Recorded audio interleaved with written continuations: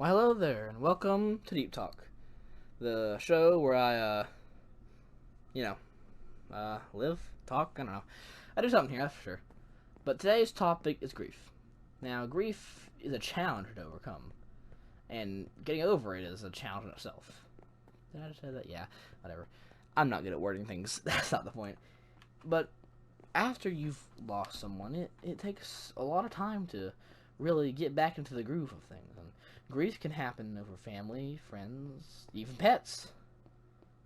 So once you've lost that special something in your life, it really hurts. About 2 months ago, I lost my grandfather to leukemia. And it hurt. It really did. And those days that followed were the hardest days of my life. The day he passed was a hard day. Hardest day of my life. And it's been really hard to overcome it. It really has. I've been trying to overcome this. I don't know what I call it. This, yeah, grief. I've been trying to get back into the groove of things. I'm trying to get back to my life, and it takes a lot of time. In 2017, I lost my great grandfather of old age because he was kind of old, but and I loved him, and when I was like in like first grade or something, I'd usually spend like time at his house. On the weekends we'd walk over to his house. It was like right beside ours. Now it's owned by other people in the family, which I don't know them that well, so but I used to go to that house every weekend, and we'd hang out and birthday parties, and it was great. But another time I lost an animal was another time I lost an animal. Sorry, a time I lost an animal. I mean, I've lost lots of animals in my life, mostly because they all just run away. Especially cats. They get to that certain age and they all just leave. I don't know why. The only cat I have left from the originals was the first one I ever got, and that's Mittens. Some of you know Mittens from my original videos, but she is still alive and kicking, of course. And she's the only cat I have. Well, not the only cat I have left. I have three more cats right now. But like, Mittens is the only cat that stayed.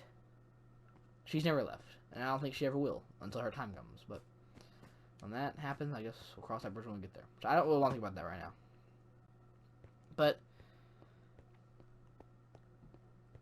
the thing about grief is that it's really hard, and there's 5 stages. So I guess we'll cover those 5 stages. Stage 1, denial. When you first hear that someone you love has died. Here, I'll go back to my grandfather's example.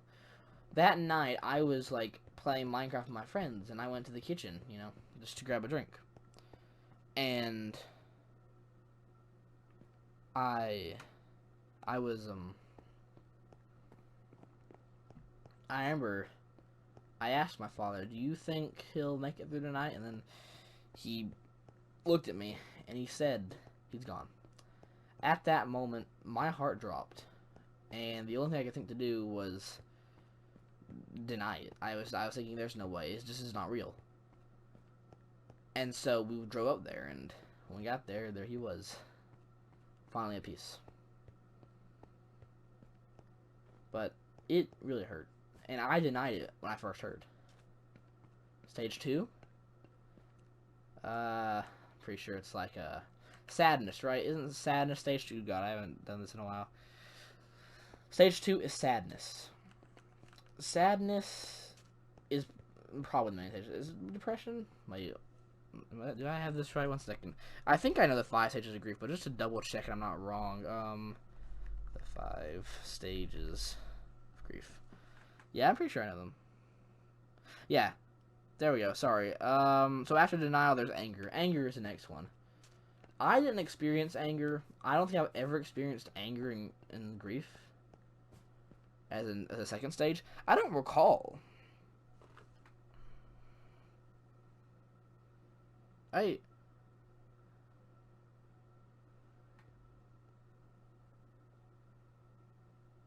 Yeah, wait a minute. I just found a whole better wait.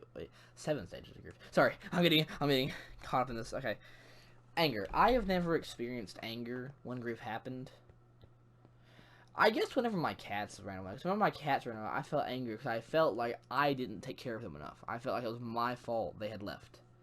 I guess that's the anger I felt at myself.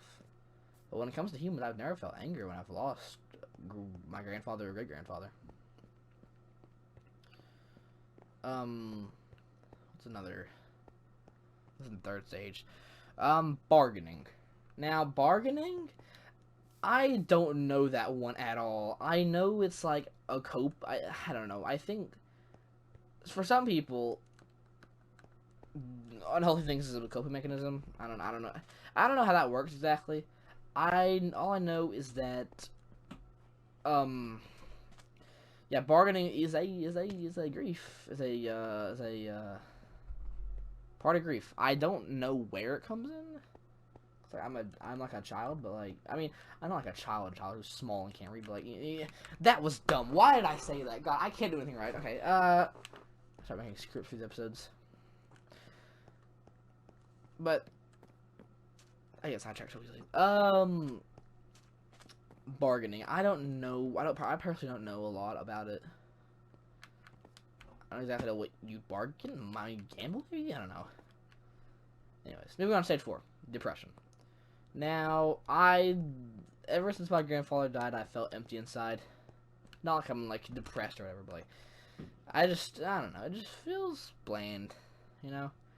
Every time I go to my grandparents, which of course I love my grandmother so much, but it was so lively.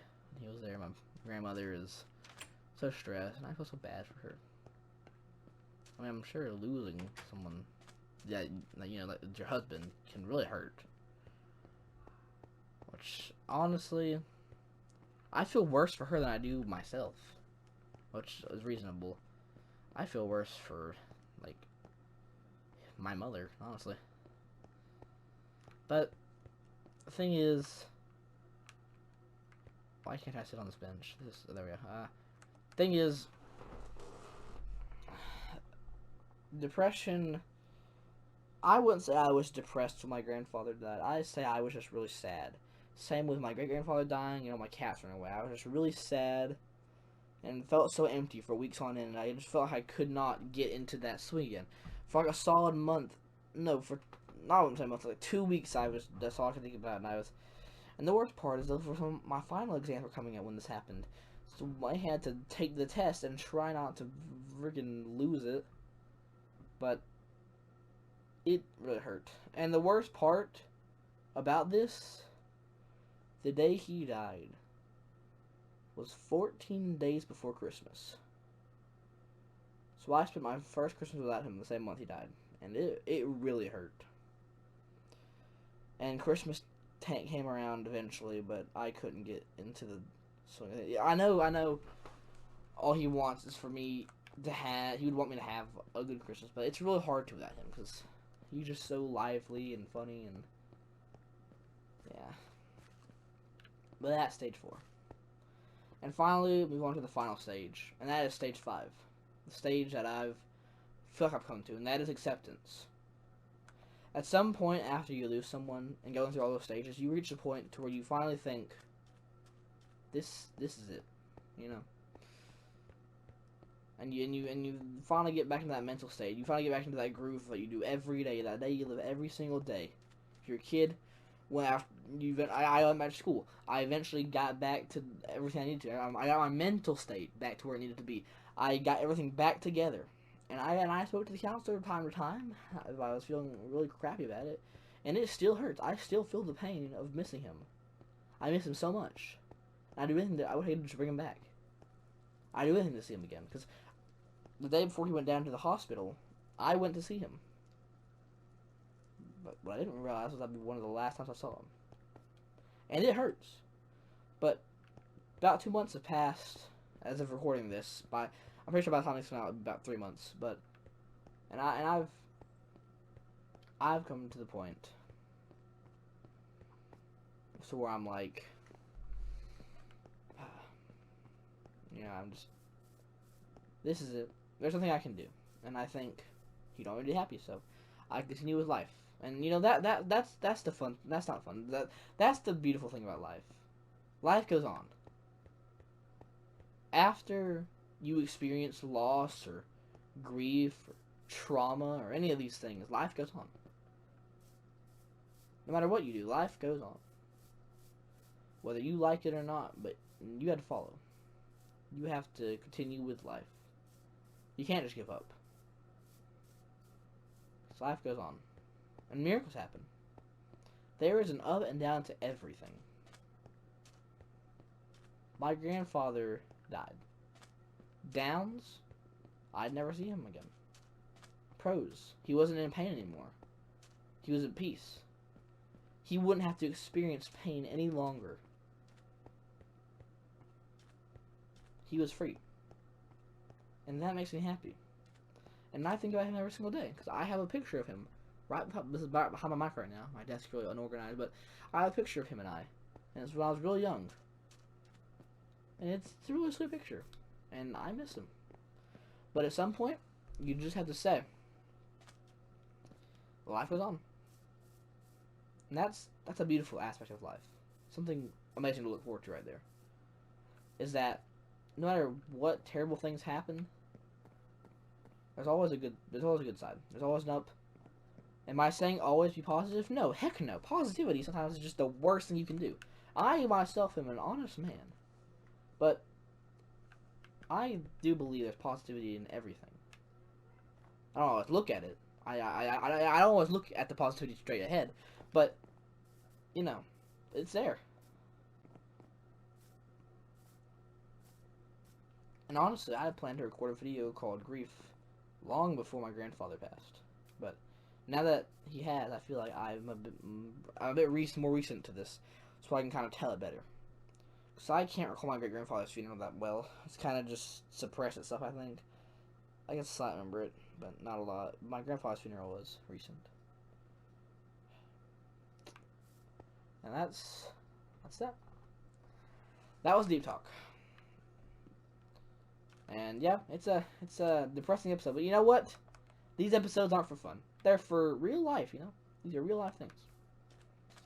But for now, I just want to say, I'll see you later. See you in the next episode of Deep Talk, and goodbye.